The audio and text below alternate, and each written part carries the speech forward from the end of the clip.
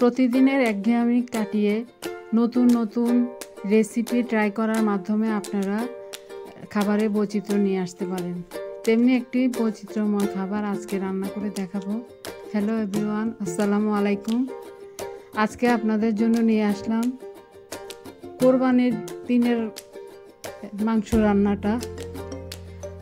যদিও দেরিতে আপলোড করা হয়েছে, তবু আমি মনে করলাম যে আমার এই বিশেষ রান্নাটা, কারণ এটা অনেক মজা হয়েছে, আমার ফ্যামিলির সবাই খেয়ে অনেক প্রশংসা করেছে, তাই ভাবলাম রেসিপিটা আপনাদেরকে শেয়ার করে দিই। তো এখানে আমি পেঁয়াজের মধ্যে আদা রসুন আর দিয়ে আলাদা আরেকটা চুলার মধ্যে ছোট আঁচে রেখে দিয়েছি, যাতে মশলার কাঁচা গন্ধটা চলে যায়। আমি যে রেজালা রান্না করব, এখানে মশলার কাঁচা গন্ধ থাকলে তেমন একটা ভালো লাগবে না। তো এখানে আমি আলাদা একটি পাত্রে 3 কেজি বা 4 কেজি পরিমাণ মাংস নিয়ে নিয়েছি, গরু মাংস। তো এতে আমি 4 চামচ দই দিয়ে দিয়েছি।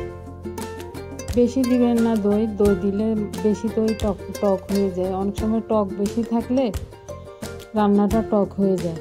তো আমার এই দইটা একদম ফ্রেশ ছিল, একটু টক ছিল না। এই দইটা দিয়ে আমি বোরহানিও বানিয়েছি, একদম টক লাগেনি, খুবই ভালো ছিল। তো আমি তারপরও কম পরিমাণে দিয়েছি, কম না এটাই পরিমাণে, এর চেয়েও একটু বেশি দেওয়া যায়, তাতে ঝোল ঘন হয়ে যায়।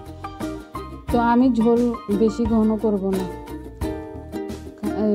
কারণ কোরবানির দিন মানুষ মাংসটাই বেশি খায়, ঝোল এত বেশি ঘন হলে তেমন একটা ভালো লাগে না।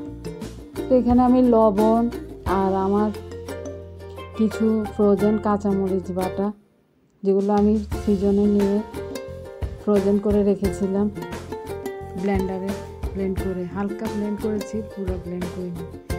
আমার কাছে মাংস রান্নায় কাঁচামরিচটা খুবই ভালো লাগে। আর তাছাড়া মাংস রান্নায় অবশ্যই কাঁচামরিচ দিতে হয়, কারণ এতে ফ্লেভারটা অনেক গুণ বেড়ে যায়। তো এখানে আমি রেজালায় অনেকে হলুদ দেয় না, কিন্তু আমি একটু হলুদ দিয়েছি, অল্পই দিয়েছি, বেশি না। এখানে 4 কেজির জন্য আমি প্রায় 3 চামচের মতো দিয়েছি। আর মরিচ গুঁড়া দিয়ে দিয়েছি আমি 4 চামচ। এই মরিচটা আমার এত বেশি ঝাল না, এটা আমাদের হাটহাজারির মিষ্টি মরিচ, এত বেশি ঝাল না, কিন্তু এটাতে একটা সুন্দর কালার আসে।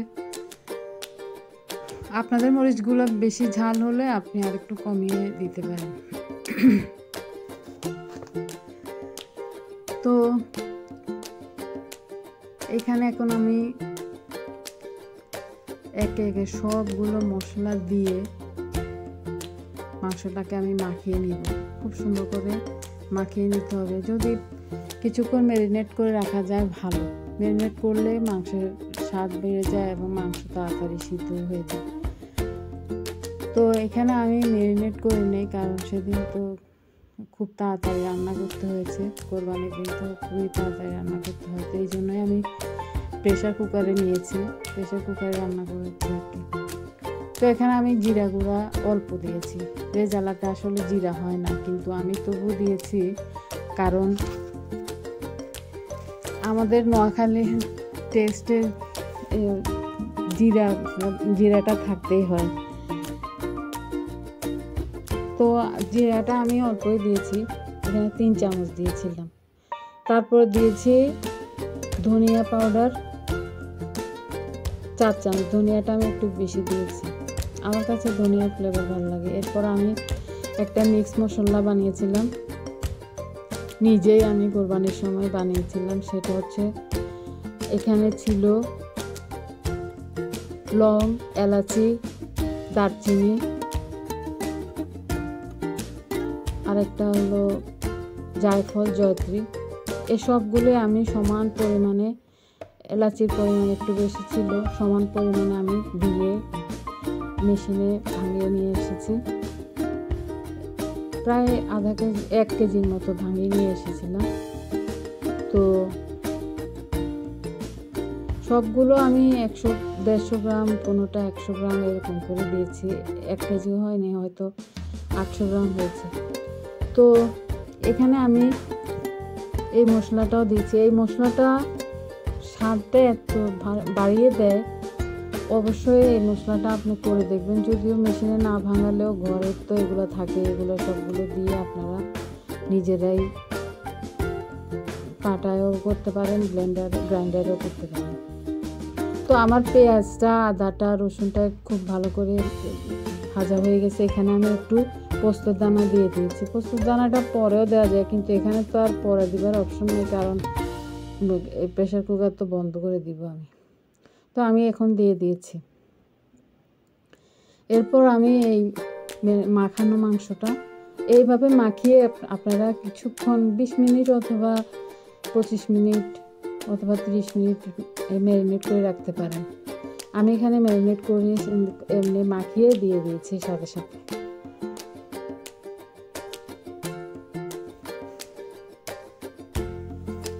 এখানে পেঁয়াজ বাটাও দেওয়া যায়, কিন্তু আমি পেঁয়াজ বাটাটা দিইনি, কারণ পেঁয়াজ বাটা দিলে ঝোলটা একটু বেশি ঘন হয়ে যায়। আমি আমাদের বাসায় ঘন ঝোল খুব কম পছন্দ করে, পাতলা ঝোল। আপনি ঝোল ঘন করতে চাইলে এই পর্যায়ে একটু পেঁয়াজ বাটা দিতে পারেন। তো আমি এখানে আরেকটু কাঁচা পেঁয়াজ দিয়েছি, আরও 1 কাপ মতো কাঁচা পেঁয়াজ দিয়েছি। আগে দিয়েছিলাম 1 কাপ, সেটা ভাজা, আর এখানে দিয়েছি 1 কাপ, এটা কাঁচা। তো কাঁচামরিচটা আমি এখন দিব না, কাঁচামরিচটা এখন দিলে কাঁচামরিচের ফ্লেভারটা তেমন পাওয়া যায় না, আমি কাঁচামরিচটা শেষে দিব। তো এখানে আমি পরিমাণ মতো পানি দিয়ে দিয়েছি। একটু পানি আগে দেওয়া হয়ে গেছে, অফ ক্যামেরা দেওয়া হয়েছিল, আর একটু পানি দিব।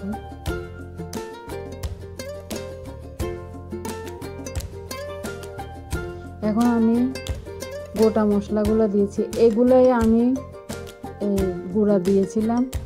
এখানে গোলমরিচ আছে, এলাচ, দারচিনি, লবঙ্গ আছে।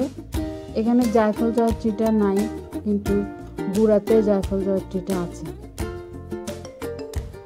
আর আমি একটু গোলমরিচ আর একটু বাড়িয়ে দিচ্ছি। আমার কাছে গোলমরিচের গুঁড়া দিলেও মাংসের মধ্যে মিশে যায় অনেক সময়, তো আমি গোটা দিয়েছি। যার খেতে ইচ্ছা করবে না উঠে ফেলে দেবে, আর যার ইচ্ছা খেতে পারবে। আর এগুলো আমার কাছে এগুলো খাওয়ার সময় গোটা পেলে খেতে ভালোই লাগে, একদম ঘ্রাণটা পুরোপুরি ইনটেক থাকে। তো একটু তেজপাতাও দিয়েছিলাম।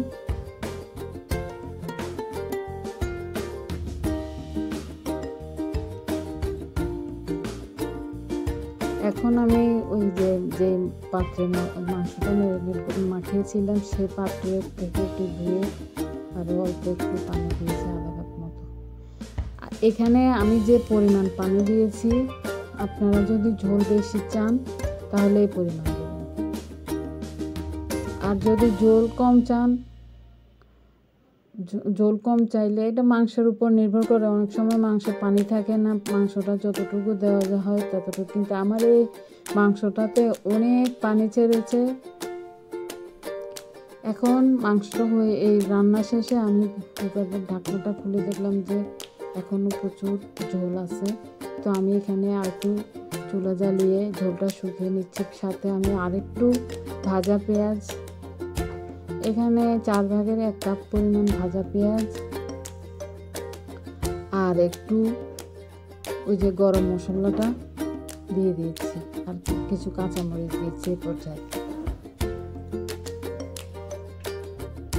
তো ওই গরম মশলা আমার ছিল লং, এলাচি, দারচিনি, তেজপাতা ছিল না, দারচিনি, তারপরে এই জায়ফল জয়ত্রী, এই যে এখানে দিয়ে দিচ্ছি আরও 1 চামচ। এখন আমি আরেকটু ঝোলটা শুকিয়ে নিব।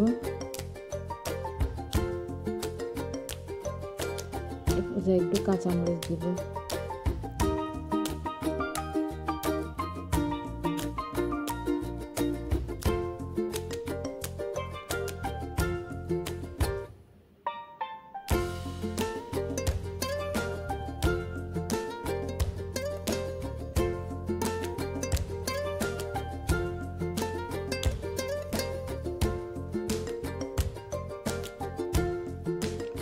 এখন প্রায় 5 মিনিটের মতো আপনারা রান্না করে ঝোলটা একটু মাখা মাখা করে নেবেন। আমি অতটাও মাখা মাখা করে নিই, অনেক ঝোলই ছিল, তারপরও অনেক ঝোল ছিল। এখানে আমি তেল প্রথম যতটুকু দিয়েছিলাম প্রায় হাফ কাপের মতো, ওই তেলটাই ছিল। আর অল্প তেল উঠছে মাংস থেকে, মাংসের চর্বি তেমন ছিল না।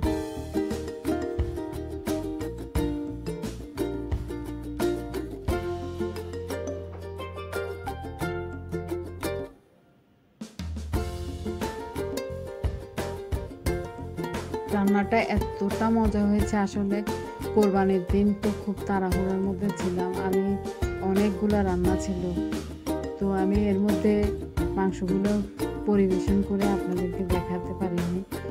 এটাই হচ্ছে আমার মাংসের লুক। এই যে এই পর্যায়ে মাংসটা আরও 5 মিনিট হওয়ার পরে এই লুকটা আসছে। এটাই ছিল আমার মাংসের লুকটা। খুবই মজাদার কোরমা রেজালা, আপনারা অবশ্যই ট্রাই করবেন।